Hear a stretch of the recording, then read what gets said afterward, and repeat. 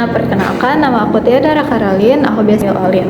Aku mahasiswa Ilmu Komunikasi angkatan 2023 dari Universitas Pembangunan Jaya.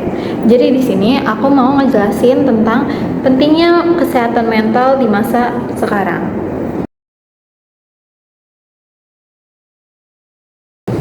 Coba deh, kapan terakhir kali kalian benar-benar peduli sama kesehatan mental kalian? Mungkin kita sering kayak olahraga biar tubuh kita fit, makan makanan sehat, tapi gimana sama pikiran kita? Padahal pikiran kita itu adalah utama dari sumber kegiatan kita sehari-hari. Kesehatan mental itu lebih dari sekadar nggak punya gangguan mental. Ini tentang gimana kita ngerasa bahagia, bisa ngatur stres, punya hubungan yang sehat, dan kita tetap produktif. Di zaman sekarang, terutama setelah pandemi, tekanan hidup itu makin berat. Kayak pekerjaan, hubungan, media sosial, semuanya itu bisa bikin kita stres. WHO aja bilang kasus depresi dan kecemasan itu meningkat sangat drastis. Jadi penting banget untuk fokus ke kesehatan mental karena ini dasar dari semua aktivitas kita. Nah, masalahnya di tengah makin sadarnya orang tentang kesehatan mental, masih banyak banget stigma-stigmaannya di luar sana. Ngomongin soal pergi ke psikolog atau psikiater, itu masih sering dianggap aneh. Padahal merawat kesehatan mental itu sama pentingnya kan kayak jaga fisik.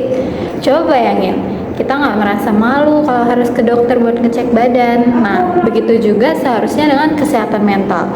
Kita harus berani bicara, minta bantuan kalau memang butuh. Terus, gimana cara kita menjaga kesehatan mental di tengah dunia yang makin sibuk ini? Pertama, kenali tanda-tanda awal stres. Misalnya, kalau udah mulai sering susah tidur, gampang marah, atau nggak bisa fokus. Yang kedua, luangin waktu buat diri sendiri. Entah itu dengan meditasi, mindfulness, atau sekedar istirahat dari rutinitas. Dan ketiga, yang gak kalah penting itu punya support system. Ngobrol sama teman, keluarga, atau siapapun yang kamu percaya itu bisa bikin beban di pikiran kita jadi lebih ringan. Kesehatan mental itu fondasi penting buat menjalani hidup yang bahagia dan seimbang. Meski banyak tantangan dari tekanan pekerjaan sampai stigma sosial, kita bisa kok menjaga kesehatan kita dengan mulai dari hal-hal sederhana. Yang paling penting, jangan ragu untuk minta bantuan kalau memang butuh.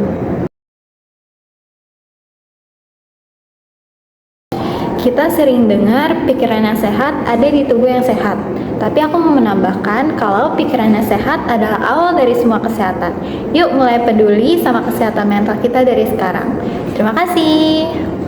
WHO's World Mental Health Report says that mental health is the leading cause of disability.